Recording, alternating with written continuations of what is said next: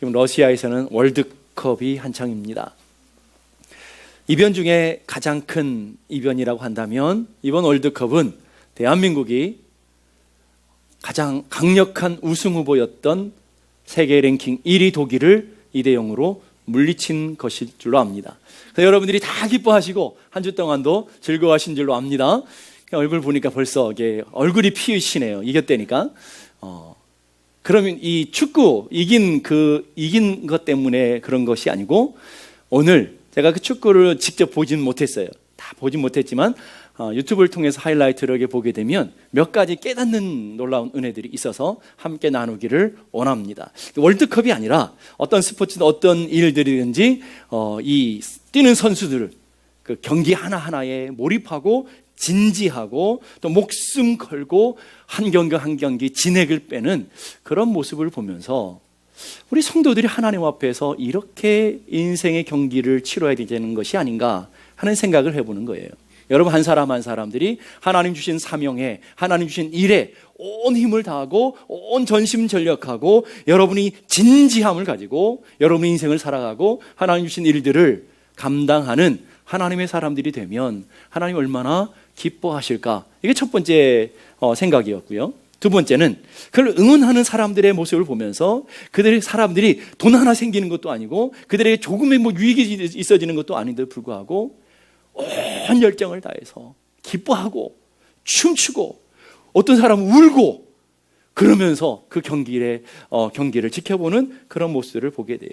공 하나 때문에 온 열정을 바치고 공 하나 때문에 온 속에서부터 나는 그 기쁨이 주체하지 못해서 팔딱팔딱 뛰고 막 그러다가 다치는 사람도 있고, 그런 그 열정, 그 진지함, 그런 모습으로 우리가 하나님을 예배할 수 있어야 되지 않을까. 공 하나 때문에도 그러고 있다고 한다면 그 전능하신 하나님을 예배하는 이 자리에 온 마음 다해서 우리가 진지함으로 열정을 다해서 하나님을 예배하는 예배가 있다면 하나님 얼마나 기뻐하실까 하는 생각을 해봤다는 거예요. 오늘 우리들이 하나님의 은혜 앞에서 정말 이게 월드컵을 보면서 그런 은혜를 좀 누렸으면 좋겠다라는 거예요. 나도 저렇게 하나님을 열정적으로 예배해야겠다. 나도 저렇게 진지하게 인생을 한번 살아봐야겠다. 월드컵을 보면서 이렇게 하나님, 목사님 진지하십니까? 이럴지 모르지만 오늘 우리가 그렇게 좀 생각하고 인생을 좀 진지해 봤으면 좋겠다라는 거예요. 오늘 본문은 그 땅의 전쟁이 그쳤더라라고 마무리하고 있습니다. 지금까지 가나안의 전쟁이 시작되어졌고 오랜 전쟁을 감당했는데 7년이라는 세월 동안에 그 긴 전쟁을 해왔는데 오늘 주님께서 그 땅의 전쟁이 그쳤더라라고 마무리하시면서 가나안 전쟁을 마무리하는 모습들을 보게 됩니다. 오늘 그 땅의 전쟁이 그쳤더라, 이것이 저한테는 굉장히 복음이 되는 것 같아요. 하나님께서 우리 한 사람 한 사람의 그 전쟁, 여러분이 싸우는 영적인 전쟁들이 있었는데 이기겠구나 하는 생각, 우리 교회가 하나님 이 전쟁, 영적인 전쟁들을 우리가 그치고 이제 영적인 승리를 맛보는 은혜가 있기를 원합니다. 우리 한 사람 한 사람이 영적인 전쟁에 승리하는 그런 은혜를 허락해 주옵소서, 이런 소망을 갖게 되었다라는 거예요. 맨발로 요단을 건넜습니다. 여리고 그 무서운 성을 정복했습니다. 남부연합군 그 강한 군대를 물리쳤습니다. 그리고 그보다 더 강한 북부연합군까지 진멸했어요. 하나님의 명령 따라서 산지를 넘고 평지를 점령해서 그들의 왕들을 모두 사로잡아 쳐 죽이며 멸절과 진멸의 싸움을 달려왔어요. 그리고 그토록 원했던 가나안의 전쟁에 마침내 마침표를 찍는 놀라운 오늘 사건이 오늘 본문에 기록되어 있습니다. 이렇게 보면 아무런 문제가 없어 보이는 그런 말씀이에요. 그런데 오늘 22절은 오늘 또 다른 우리의 삶의 뉘앙스를 제공해 주고 있어요. 22절 보십시다. 22절 다 같이 시작. 이스라엘 자손의 땅에는 아낙 사람들이 하나도 남지 아니하였고 가스와 가드와 아스도세만 남았더라. 남았더라라는 이 단어를 히브리 원문을 보게 되니까 약간 남았더라. 그냥 남은 게 아니고 많이 남은 게 아니고 약간 조금 남겨져 있더라는 거예요. 그 가나안 땅 많은 정복지, 수많은 땅 중에서 아주 조금을 얘기하는 거죠. 아주 조금이라는 것은 현재 이스라엘 백성들에게 조금도 영향을 줄 수 없는, 영향력이 없는 것을 얘기하는 것이고, 너무 작고 미약해서 관심의 대상도 안 되는, 어떤 위협이 되지 않는 그런 약간 그런 조금을 얘기하는 거예요. 강대한 아낙 사람들을, 다 거인들을 물리쳤어요. 철병거로 무장된 족속들을, 커 보이는 모든 부족들을 다 진멸했어요. 그런데 이스라엘 백성들의 눈에 걸림돌이 되지 않을 것 같은, 조금도 영향력이 없을 것 같은 그 조금 약간을 남겨뒀는데, 이것이 오늘 여호수아와 이스라엘 백성들의 치명적인 오점으로 남게 된다는 거예요. 훗날에 역사들을 보게 되면 이것이 불씨가 되어서 이스라엘 백성들에게 엄청난 고난과 아픔을 주는 엄청난 일들이라는 것들을 오늘 우리는 볼 수 있어야 되는 거예요. 그래서 하나님께서 광야에 있는 이스라엘 백성들에게 가나안 전쟁을 하게 하면서 가나안 전쟁을 앞서서 주님이 당부하셨던 말씀이 있어요. 민수기 33장 55절의 말씀. 민수기 33장 55절, 우리 함께 다 같이 읽어보십시다. 시작. 너희가 만일 그 땅의 원주민들을 너희 앞에 몰아내지 아니하면 너희가 남겨둔 자들이 너희 눈에 가시와 너희의 옆구리에 찌르는 것이 되어 너희가 거주하는 땅에서 너희를 괴롭게 할 것이라. 자, 남겨둔 자들이 어떻게 된다고요? 너희 눈에 가시가 되어지고 너희 옆구리를 찌르는 고통이 되어질 것이다. 고통의 원인이 될 것이다. 그러니까 어떻게 하라는 거예요? 완전히 진멸해야 된다. 자, 오늘 보니까 너희 눈에 가시와 같은 존재 될 것이다. 여러분, 눈에 뭔가를 들어가 보셨어요? 눈이 작으신 분들은 잘 모르실 거예요. 눈이 큰 저는 얼마나 뭐가 잘 들어가냐면 소금도 들어가고요, 고춧가루도 들어가고요, 별의별게 다 들어가요. 눈썹은 흔하게 들어가고. 그러면 뭐 들어갔다고 그 작은 거니까, 눈썹이니까 여러분 그거 그냥 무시하고 지낼 수 있나요? 절대 못 지내요. 여러분 소금 들어가 보셨어요? 안 들어가 보시면 말을 하지 마세요. 소금이 들어가면 눈이 얼마나 고통스러운지 아세요? 고춧가루는 들어가 보셨어요? 고춧가루가 눈 속에 들어가면 얼마나 매운지 아세요? 그냥 고통이에요, 고통. 근데 오늘 이스라엘 백성들의 남겨진 자가 눈의 가시와 같은 존재가 될 것이다. 엄청난 고통이 될 것이다 라고 얘기하는 거예요. 이걸 보니까 옆구리를 찌르는 고통이 될 것이다. 옆구리에 뭐가 박혀있다고 생각해봐요. 이래도 저래도 못하는 그 아픔을 한번 생각해 보시라는 거예요. 그게 바로 남겨진 자들이 주어지는 고통이다. 그런데 오늘 가사와 가드와 아스돗을 남겨뒀다라는 거예요. 그리고 그것이 훗날에 이스라엘 백성들의 눈에 가시가 되어지고 옆구리를 찌르는 무서운 적이 되어질 것이라는 거예요. 그래서 그것을 통해서 이스라엘 백성이 큰 수치와 치욕을 가져다 줄 미래의 사건들이 보여지게 되는 거죠. 남겨진 이 세 성읍들이 두고두고 이스라엘 백성들을 아프게 하고 장애물이 되어지고 고통이 되어지더라는 거예요. 첫 번째, 가사라는 곳 생각해 보십시다. 약간 남겨두었던 가사에서 어떤 일이 벌어지느냐 하는 거예요. 사사기 16장 1절 보니까 삼손이 가사에 가서 거기서 한 기생을 보고 그에게로 들어갔더니, 자, 삼손이 어디로 갔어요? 가사에. 그러니까 가사에 있는 기생에게 들어갔다. 그 기생이 이름을 여러분은 아시나요? 그 가사의 기생이 누구죠? 드릴라, 그 유명한 드릴라라고 하는 기생이죠. 그 드릴라에게 들어갔다라는 거예요. 근데 드릴라를 설명하면서 그냥 블레셋의 한 기생이다 해도 전혀 문제가 되지 않아요. 그런데 특별히 가사라는 이 지명을 하나님은 역사 속에 드러내 보이시고 있다는 거예요. 300년이라는 세월을 지냈는데 그 가사라는 그곳을 등장시키고 있다는 거예요. 약간 남겨뒀던 그 가사가 어떻다는 거예요? 이스라엘 백성들의 큰 가시가 되어지고 고통의 원인이 된다는 것을 보여주는 사건이죠. 삼손이 누구예요? 삼손이라는 것은 강한 자라는 뜻을 갖고 있어요. 삼손이라는 이름이 강한 자예요. 그래서 여러분, 샘소나이트, 그 삼손이잖아요. 세상에서 제일 좋고 강한 가방, 샘소나이트. 제가 샘소나이트 나오지는 않았습니다. 그 샘소나이트, 그 삼손이란 말이에요. 삼손은 용사를 상징하고 그리고 힘을 상징하는 그런 인물이잖아요. 그런 삼손이 바로 나시린이었다는 거예요. 나시린은 구별된 사람입니다. 자, 강한 자가 강한 힘을 발휘하고 용사가 용사의 힘을 발휘하기 원한다고 한다면 어떻게 해야 된다는 거예요? 구별된 삶을 살 때, 구별된 삶을 살아갈 때에 거룩한 능력을 나타낼 수 있다. 그런데 그 거룩하게 구별되었던 나실인이었던 삼손이 세상 가운데 빠지게 되면 어떤 일이 벌어져요? 눈이 뽑히고 끌려가는 일이 벌어지는 거예요. 오늘 여러분은 거룩한 백성인 것을 믿으세요? 여러분이 거룩한 백성으로 세상 가운데서 구별되어질 때 여러분은 세상에서 힘을 발휘하고 용사로 믿음의 거룩한 삶을 살아내는 하나님의 사람들이 다 될 줄로 믿습니다.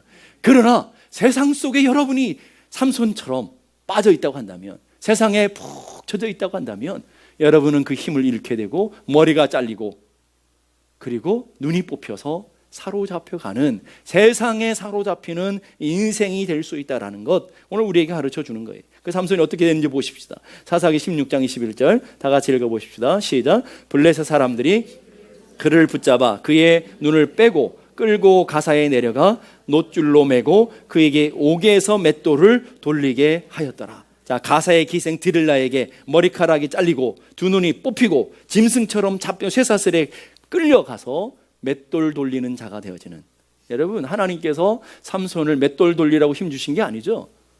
하나님께서 하나님의 나라를 위해서, 하나님의 영광을 위해서, 하나님의 거룩한 백성들을 지키도록 힘을 주셨는데 맷돌이나 돌리고 있다 이거죠. 이게 바로 거룩함을 잃어버린 사람들의 모습인 거죠. 오늘 여러분은 하나님 주신 은혜를, 하나님 주신 축복을 뭘 위해 사용하고 있어요? 거의 세상에 맷돌 돌리고 있지 않아요? 아니면 세상에 고수도판을 벌리는 데 쓰고 있지 않느냐라는 거예요. 오늘 여러분들이 갖고 있는 힘과 능력을 어디다 쓰고 있냐라는 거예요. 하나님의 거룩함을 잃어버리고 하나님의 은혜를 잃어버리면 머리카락이 잘리고 눈이 뽑히고 그리고 쇠사슬에 묶여서 맷돌 돌리는 인생이 되는 거예요. 그 원인은 어디서부터 온 거예요? 이스라엘 백성들이 300년 전에 하찮게 아주 약간, 아주 조금 남겨뒀던 그 가사 때문에 결국 그 가사에서 하나님의 백성을 삼키는 드릴라가 나오고 하나님의 나라를 무너뜨리는 드릴라가 나오고 온 나라를 고통스럽게 하는 드릴라가 나오게 되었다라는 거예요. 무슨 얘기를 하는 거예요? 오늘 여러분의 인생에 작은 불씨와 같은 것, 여러분의 인생에 작은 죄악 같은 것, 이 정도쯤이야, 뭐 이것 가지고 딱 한 번이야, 이런 것들이 오늘 여러분의 영혼을 파괴하고 여러분의 가정을 무너뜨리고 교회를 무너뜨리는 엄청난 드릴라로 나타날 수 있다라는 것들을 기억하라는 거예요. 두 번째는 가드라는 것이죠. 가드 하면 생각나는 한 사람이 있어요. 가드 하면 생각나는 사람이 누굴까요? 죄송합니다. 제가 물어보지 말았어야 되는데 사무엘상 17장 4절을 우리 한번 보십시다. 블레셋 사람의 진영에서 싸움을 도두는 자가 왔는데 그의 이름은 골리앗이요. 그 다음 뭐예요? 가드 사람이라. 여기 골리앗이라고 끝내도 전혀 상관없는 거예요. 그런데 왜 하필이면 이 골리앗 이야기를 하면서 가드라는 곳을 드러낼까요? 왜 드러날까요? 이 골리앗 시대는 이 약간 남겨둔 때로부터 약 400년이 지난 시대죠. 400년이 지난 다음에 이스라엘 백성들 했던 실수, 이스라엘 백성들 하나님 앞에 했던 불순종의 그 불씨를 하나님께서 드러내 보여주는 거죠. 그 약간 남겨진 곳에서부터 뭐가 드러나는 거예요? 뭐가 나온다고요? 뭐가요? 골리앗이 나온다요. 골리앗이. 그곳에서 골리앗이 나온다는 거예요. 오늘 여러분의 삶에도 마찬가지라는 거예요. 사소하게 전혀 신경 쓰지 않았던 것, 여러분의 힘으로 감당하고도 남았던 그런 것들이 세월이 지나고 시간이 가고 그것이 자라서 골리앗이 되어서 여러분의 영혼을 무너뜨리고 여러분의 가는 길을 막는, 여러분의 인생을 막는 엄청난 장애물이 될 수 있다는 것을 오늘 우리에게 가르쳐 보여주고 있다는 거예요. 다음 세 번째, 아스돗이라는 곳이죠. 약간 남겨둔 그 아스돗 도시에 어떻게 됐을까요? 사무엘상 4장은 이스라엘 역사상 가장 치욕적인 전쟁이 기록되어 있어요. 가장 치욕적인 전쟁은 어떤 전쟁이냐면 블레셋과의 전쟁이죠. 블레셋과의 전쟁 속에서 이스라엘 백성 군대가 3만 명이 한꺼번에 몰살당하는 일이 벌어져요. 여러분 3만 명 하면 커 보이지 않지만, 지금은 뭐 70억 인구 이러니까 여러분 커 보이지 않지만, 그 당시에 인구가 없을 때 3만 명은 엄청난 숫자죠. 엄청난 그 숫자가 한꺼번에 진멸되어졌더라. 한꺼번에 몰살되어졌더라. 거기에다가 하나님의 임재를 상징했던 언약궤, 법궤가 뺏기는 일들이 벌어지더라는 거예요.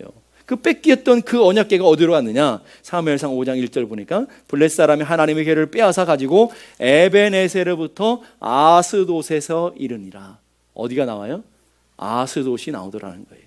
이스라엘 백성들이 간과했던, 이스라엘 백성들이 약간 남겨뒀다고 무시했던 그 아스돗이 하나님의 법궤를 삼키고, 그리고 하나님의 보물을 삼키고, 여러분들의 믿음의 놀라운 유산들을 삼키는 엄청난 괴물이 되었다라는 거예요. 여러분 보세요. 이 세 군데 다 공통적인 건 뭐예요? 약간 미미하게 아무것도 아닌 이 정도쯤이야 하고 남겨뒀던 것들이 결국은 이스라엘 백성들을 고통스럽게 하고, 이스라엘 백성들을 아프게 하고, 이스라엘 백성들의 인생에 장애물이 되어지는 엄청난 괴물로 등장하더라는. 오늘 여러분의 인생도 마찬가지다. 오늘 우리의 인생에도 이것쯤이야, 한 번쯤이야 하는 것들이 있을 거 아니에요? 그런 것들이 여러분의 삶의 발목을 잡고, 여러분의 가정에 금을 만들고, 여러분의 삶의 고통을 만들어내는 원인이더라 하는 거예요. 오늘 이것을 통해서 오늘 하나님께서 말씀하시는 중요한 교훈들이 뭘까요? 첫 번째는 하나님은 언제나 100% 순종만을 원하신다. 하나님 말씀을 순종하는 것은 100% 순종해야 된다. 1% 이 정도쯤, 1% 이 정도쯤 했는데 그 1%에서 엄청난 고통을 만들어내는, 그래서 99%의 순종은 순종이 아니다라는 것을 우리에게 가르쳐 주는 거죠. 온전한 순종만 진짜 순종인 것을 기억할 수 있기를 바라요. 두 번째는 하나님은 100% 순결한 성도를 원하시더라는 거예요. 여러분이 하나님을 섬기면서 이 정도만 예수를 믿으면, 나처럼만 예수를 믿으면 그러시는 분들이 있을지 몰라요. 그래서 여러분의 인생 가운데 1%, 아무것도 아닌 99% 하나님을 섬기고 99% 하나님을 화평 헌신하고, 얼마나 대단한 믿음이에요. 1% 남겼던 그것이 여러분의 인생에 고통이 되어질 수 있다라는 거예요. 순결은 100% 순결을 순결이라고 하는 거예요. 그래서 오늘 여러분 집에 가서 배우자에게 물어보세요. 여러분 배우자에게 물어보실 때, 내가 당신을 99%만 사랑할게, 그리고 1%는 옆집 아줌마한테 줄게, 한번 이렇게 해보시라는 거예요. 아니 몸은 내가 너에게 다 주고 물질도 다 주는데 내 마음의 1%만 옆집 아저씨에게 드리면 안 될까요? 내 마음의 1%만 옆집 아줌마에게 드리면 안 될까요? 라고 물어보셨는데, 그래 라고 하면 그 사람은 온전한 사람이 아니죠. 그런 사람이 있을지도 모르겠지만 그거는 정상적인 사람이 아니죠. 그걸 용납할 수 없는 거죠. 여러분 100% 순결을 원하는 거죠. 100% 마음을 원하는 거예요. 그럼 오늘 우리도 그렇다고 한다면, 하나님은 거룩한 신부인 여러분들에게, 신랑 되시는 하나님은, 신랑 되시는 예수 그리스도는 몇 %의 순결함을 원하실 거냐라는 거예요. 몇 %? 99%요? 이 정도만 드리면 됩니다, 이거예요? 아니요. 100% 순결한 삶, 100% 온전한 삶을 주님은 요구하고 계시더라는. 그래 성경은 전심으로 하나님을 사랑하고, 전심으로 하나님을 향하고, 전심으로 감사하고, 전심으로 예배하고, 전심으로 하나님께 나오고, 전심으로 기도하라라고, 전심으로라고 얘기하는 거예요. 전심은 온 마음 다해서, 여러분의 온 마음을 다해서 하나님을 예배하고 하나님 앞에 나아가는 순결한 백성이 되기를 원하신다라는 거예요. 이스라엘 백성들이 1% 그렇게 남겨뒀던 곳에서 드릴라가 나와서 삼손을 파괴시키고 이스라엘 백성들을 고통 가운데 이끌어가는 것처럼, 이스라엘 백성들이 1% 남겨뒀던 그곳에서 골리앗이 나와서 이스라엘 백성들의 장애가 되어지고, 이스라엘 백성들을 무너뜨리고 조롱거리가 되어지고, 이스라엘 백성들을 모욕했던 그런 고통의 괴물이 나왔던 것처럼, 이스라엘 백성들이 잠깐 남겨뒀던, 그 무시하고 남겼던 그 1%에서 하나님의 법궤를 삼키고, 하나님의 영광을 삼키고, 하나님의 영적인 유산들을 삼키는 엄청난 괴물이 등장하는 것처럼, 오늘 여러분이 이것쯤이야, 이 정도쯤이야, 이거 큰 것도 아닌데, 대수롭지 않은 건데, 남들도 다 하는 건데, 권사 장로 목사들도 다 하는 일인데 나 정도야, 뭐 이런 것들 속에 여러분의 영혼을 파괴하고, 여러분의 가정을 무너뜨리고, 우리 교회를 무너뜨리는 수많은 것들이 거기서부터 출발될 수 있다는 것을 기억하라는 거예요. 기억하라는 거예요. 그래서 오늘 여러분의 삶에 하나님 앞에서 진멸해야 되는, 죄는 모양이라도 버려야 되는 그런 삶을 살아내야 된다는 거예요. 오늘 여러분에게 가사와 가드와 아스돗은 도대체 무엇일까요? 우리 속에 처리되지 않는 죄의 뿌리들이 그 가사와 가드와 아스돗이 될 수 있다는 거예요. 세상 친구들, 세상과 버타는 친구들, 술 못 끊는 것들, 마약, 도박, 잘못된 애인, 요즘은 다 세컨드를 거느리고 산다면서요? 잘못된 애인, 물질 사랑하는 마음들, 나쁜 습관들, 미워하는 마음, 아직도 해결되지 않은 미워하는 마음들, 아직도 내 마음속에 해결되지 않는 분노나 그런 상처들, 그런 것들이 여러분의 인생의 가사가 되어지고 가드가 되어지고 아스돗이 되어져서 여러분을 삼킬 거라는 거예요. 그걸 해결해야 된다는 거예요. 이것 정도는 하나님보다 이 정도는 이게 없다라는 거예요. 여러분 다 해결하고 온 마음으로 온 뜻으로 전심으로 하나님을 사랑해야 된다라는 거예요. 역사 속의 성경에는 수많은 이 조금 남겨준 것에 대한 고통들을 얘기해 주고 있어요. 이 여리고성의 전투를 승리하고 그 여리고의 많은 것들 중에 아주 조금, 아주 미미한 것을 아간은 훔쳐서 숨겼어요. 그랬더니 그것 때문에 이스라엘 백성들이 전쟁에 지게 되고 아간뿐만 아니라 아간의 모든 족속이 멸절당하는, 돌무더기에 깔려서 죽음을 당하는 엄청난 일들이 그 조금에 숨겨져 있던 조금 때문에 벌어지고 있더라는 거죠.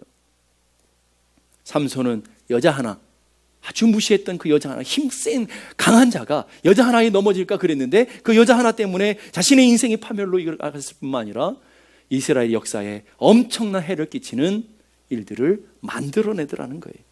사울은 다윗을 미워하고 질투하는 그 질투심의 마음 하나를 해결하지, 그 조금이잖아요, 왕이잖아요. 그런데 그거 하나 해결하지 못한 것 때문에 결국은 파멸로 이끌어져더라는 거죠. 가룟 유다는 주님 사랑함에도 불구하고 주님의 제자로 부름을 받았음에도 불구하고 그 물질을 사랑하는 그 욕망, 조금의 욕망을 남겨둠으로 예수님을 팔아넘기고 배신자가 되어지더라는 거예요. 제사를 팔아서 하나님 앞에 드렸던 아나니와 삽비라는 그 바쳐진 하나님 앞에 드려진 예물 중에서 아주 조금을 남겨두었다가 결국은 부부가 다 한순간에 심판당하는 일들을 만나게 되더라는 거죠. 엘리야의 종 게하시는 문둥병에서부터 나음받은 나아만에게 받은 조금, 그 가져왔던 수많은 보물 중에 아주 조금을 숨겼다가 결국은 문둥병으로 고통당하는, 심판당하는 일들이 벌어지게 된. 여러분, 이거 오늘 성경에서 왜 이렇게 끊임없이 그런 얘기를 하는 걸까요? 우리가 간과하고 우리가 무시했던 것들이 우리 영혼을 파괴할 뿐만 아니라 수많은 내가 사랑하는, 내 사랑하는 자녀들을, 내 사랑하는 가정을 파멸로 이끌어갈 수 있는 아주 무서운 것들이라는 것들을 우리에게 가르쳐 주고 있는 거죠. 딱 한 번 했던 그것이 인생 전체를 끝낼 수도 있고요. 딱 한 잔, 뭐 술 한 잔 정도인데, 그리고 술 한 잔 마시고 운전하는 이 정도 가지고 이것이 자기 생명뿐만 아니라 다른 사람의 생명을, 다른 가정을 온전히 파괴할 수도 있더라는 거예요. 내가 툭 뱉은 말 한마디, 아무 힘이 없는 것 같은 그 말 한마디 때문에 한 영혼을 파멸시키고, 여러분이 툭 뱉은 말 한마디 때문에 여러분의 가정과 우리 교회 공동체가 깨트려질 수 있고요, 여러분의 행동 하나 때문에 교회에 엄청난 파장을 만들어낼 수 있는 것, 이게 우리가 남겨둔 그 조금의 가사, 조금의 가드, 조금의 아스돗이 될 수 있는 것을 기억하라는 거예요. 그러니까 오늘 여러분의 한마디가 파장을 일으켜서 교회 전체를 움직일 수 있다는 거예요. 반대로 여러분의 친절한 말 한마디가 사람들의 마음을 녹이고 교회 사랑의 공동체로 만들어갈 수 있고, 여러분이 가볍게 웃어주는 미소 하나가 사람들의 마음을 행복하게 하고 교회 공동체 전체를 따뜻하고 사랑의 공동체로 만들어줄 수 있다는 거예요. 여러분, 아주 작은 것이지만 그것이 엄청난 파급 효과를 만들어낼 수 있음을 기억해야 되는 거죠. 그러니까 나 하나쯤이야, 교회 안에서 내가 말하는 것쯤이야, 이런 생각해야 하지 않고 여러분의 말 한마디가 교회 전체를 움직일 수 있다는 것, 여러분의 행동 하나가 교회 전체 성도들을 고통 가운데, 파멸 가운데 빠뜨릴 수 있다는 것들을 기억하고 여러분의 작은 행동 하나하나를, 여러분의 삶의 하나하나를 신중하게 진중하게 해나가는 그런 삶이 되어야 될 줄로 믿습니다. 그래서 이런 것들을 깨어진 유리창의 법칙이라는 이론으로 심리학의 이론이 나왔어요. 깨어진 유리창의 법칙. 여러분, 깨어진 유리창의 법칙이라는 말을 들어보셨어요? 안 들어보신 분들도 많을 텐데, 깨진 유리창처럼 어쩌면 이렇게 사소하게 그냥 무의미하게 남겨둔 것들이 결국 엄청난 범죄를 일으키고 또 엄청난 일들을, 파급 효과를 만들어내는 일을 할 수 있다는 범죄 이론이라는 거예요. 1969년 실제로 미국 스탠포드 대학의 심리학 교수인 필립 짐바르도라고 하는 사람이 아주 재미있는 흥미로운 실험 하나를 했어요. 범죄가 아주 많이 발생하는 그곳에 새로운 세차를 하나 갖다 놓고 본넷만 딱 열어놨어요. 근데 하루 지나도 이틀이 지나 3일 지나 일주일이 지났는데도 전혀 그 차는 요동하지 않고 아무런 일이 벌어지지 않았어요. 그런데 이 교수님이 그 똑같은 차를 똑같은 위치에 놓고 유리창 하나를 더 깼어요. 유리창 하나만을 깨놨는데 10분도 지나지 않아서 배터리가 훔쳐지고 조금 지나서 바퀴들이 다 훔쳐져 가고 거기에 쓰레기가 놓여지고 낙서가 이루어지고 그 새 차가 일주일 지나고 났더니 폐차돼야 될 지경이 되는 그런 엄청난 일들이 벌어지더라는 거예요.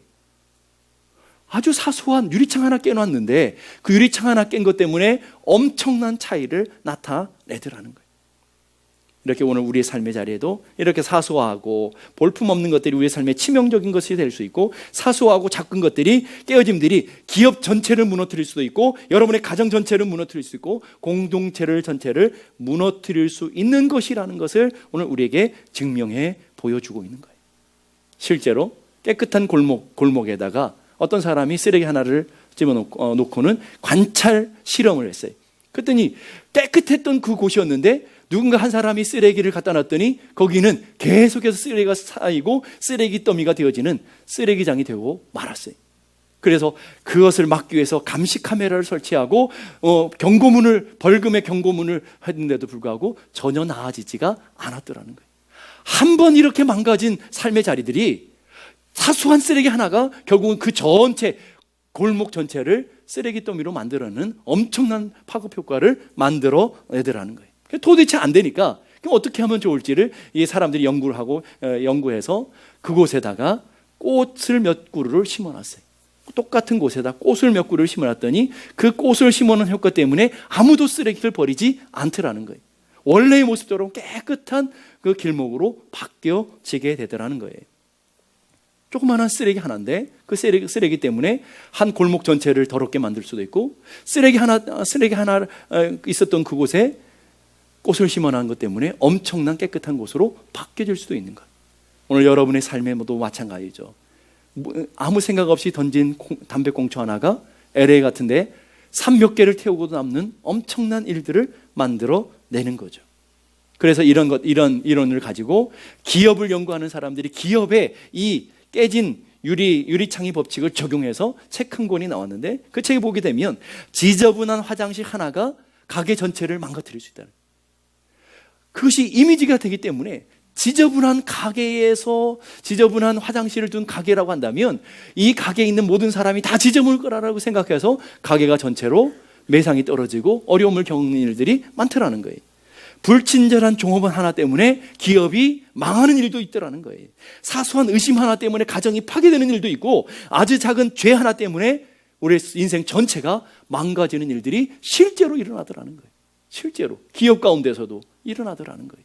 그렇기 때문에 아주 사소한 것이라고 무시한 것이 아니라 그 사소한 것을 잘 관리할 수 있는 영적인 훈련들이 필요하다는 거예요. 여러분이 집에 들어가면서 벗어놓은 옷 하나 때문에 거기에 다른 옷들이 계속 쌓이는 걸 보이죠?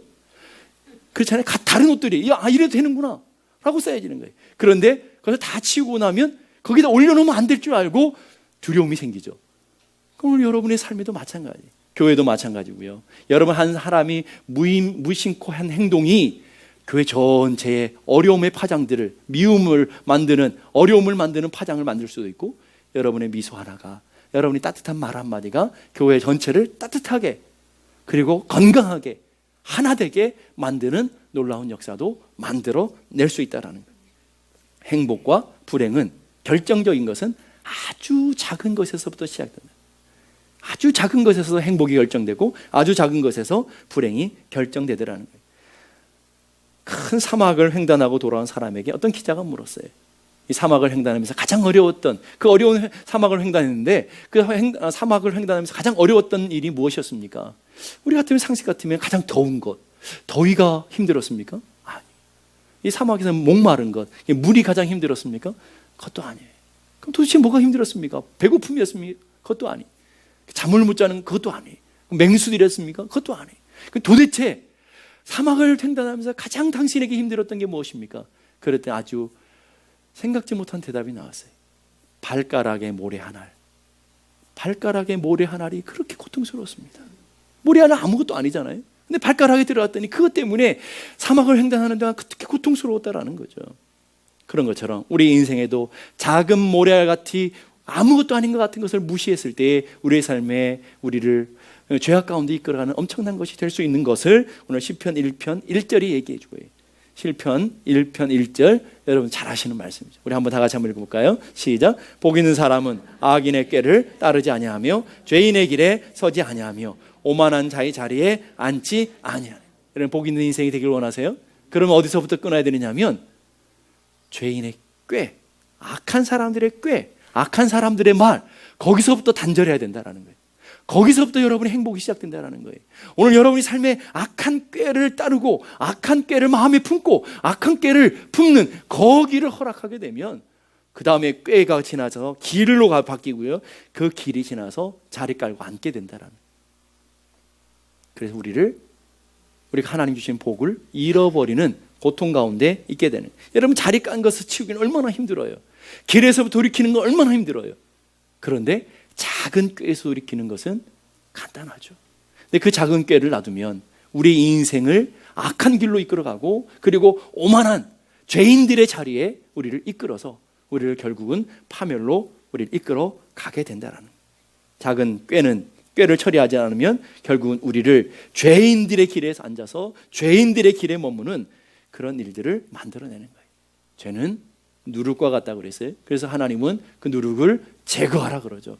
누룩은 눈에 보이지도 않는 아주 작은 거지만 밀가루 반죽에 들어가면 밀가루 전체를 부풀게 하는 것처럼 아무것도 아닌 거지만 오늘 작은 여러분의 인생의 행동 하나가 여러분이 작은 죄를 간과한 그것이 오늘 여러분 인생 전체를 부풀려 버릴 수 있다는. 꼭 죄는 암덩어리 같아요. 암은 아주 작은 것에서 시작되잖아요. 세포 안에서 시작되는데 그 세포가 결국은 모든 기관, 모든 세포들을 다 잡아먹고 온몸에 있는 에너지를 다 빨아먹고 바짝 마르게 만들고 사람을 죽이는 거예요. 말려가는 거죠. 암덩어리는 바로 그거잖아요. 조그마한 것이 조그마한 것들이 결국 전체를 삼켜버리는 암덩어리와 같은 것이 죄다라는 거예요. 여러분 바구니에 썩은 사과 하나와 그리고 신선한 아주 좋은 사과 10개를 놓여있는 성한 사과 10개가 놓여있다고 생각해 보세요. 시간이 지나면 어떻게 돼요? 그 썩은 사과 하나 때문에 나머지 썩지 않은 신선한 사과 10개가 다 썩어 들어가죠. 그러면서 오늘 여러분이 그렇게 생각한다고 생각해 보세요. 아, 이 성한 사과가 저 썩은 사과를 성하게 만들어 줄 거야. 그런가요? 성한 10개의 사과니까 그 성한 10개의 사과가 그 썩은 사과 하나를 성하게 만들어 줄 거야. 나는 괜찮아. 나는 세상 사람들과 어울려도 나는 괜찮아. 이런 것이 바로 그런 마음 아니겠어요? 그런데 썩은 사과 하나가 건강한 사과 10개를 성한 사과 10개를 썩어 들어가게 한다는 것을 여러분 기억하셔야 돼요. 그래서 그 사과 바구니를 보호할 수 있는 길이 뭐예요? 썩은 사과를 빼서 버려야 되죠. 썩은 사과를 발견했으면 빨리 빼서 버릴 때 성한 사과들을 보호할 수 있다라는 거예요. 그래서 하나님은 데살로니가전서 5장 22절에 악은 그 모양이라도 버리라. 흉내도 내지 말라라는 거예요. 악한 것이 있으면 빨리 제거하고 누룩을 빨리 제거해야 된다. 왜 그러냐면 죄의 특성 때문에 그래요. 죄는 욕심은 잉태해서 죄를 낳고 죄가 장성하면 사망으로, 처음부터 사망으로 만들어가는 것이 아니라 그 죄가 우리를 계속 부풀려서 우리를 사망 가운데로 인도하더라는 거예요. 그래서 죄의 삭은 사망이 되어지는 거예요. 그러니까 아주 작은 것을 제거하면 우리의 생명을 지키고 여러분의 가정을 지키고 우리 공동체를 지켜갈 수 있더라는. 그래서 히브리서 12장 1절의 말씀 다 같이 한번 읽어보십시다. 시작. 모든 무거운 것과 얽매기 쉬운 죄를 벗어버리고 인내로서 우리 앞에 당한 경주를 경주하며. 자, 경주자의 가장 기본적인 자세가 뭐예요? 얽매이는 것, 무거운 것을 다 벗어버리고 경주에 몰입하는 거죠. 월드컵으로 시작했으니까 월드컵으로 이제 마치려고 해요. 월드컵 경기하는 선수들을 보셨죠? 아주 간편하게 런닝 하나, 팬티 하나 딱 입고 경기하잖아요. 무거운 것들을 다 없애요. 자기 땀도 어떤 때는 무겁다고 그러잖아요. 그래서 그 가벼움을 가지고 모든 것들을 내려놓고 온전히 경기에 집중해도 모자라잖아요. 집중해도 모자라는 거예요. 오늘 여러분의 삶의 모습 속에 여러분들을 얽매이게 하는 것, 여러분을 고통스럽게 하는 죄의 아주 작은 씨앗들이 있지 않습니까? 오늘 여러분이 가사와 아스돗과 같은 여러분이 간구하는 그런 것들이 여러분의 인생에도 혹시 있지 않습니까? 그것을 잘라내지 않으면 거기서 골리앗이 나오고 드릴라가 나오고 하나님의 법궤를 삼키는, 여러분의 가정의 모든 은혜를 삼켜버리는 괴물들이 거기서 등장할 수 있다는 것들을 기억하고, 여러분 이길 수 있을 때, 버릴 수 있을 때, 잘라낼 수 있을 때 잘라낼 수 있는 믿음의 결단과 용기가 있기를 주님의 이름으로 축복합니다. 다 같이 일어나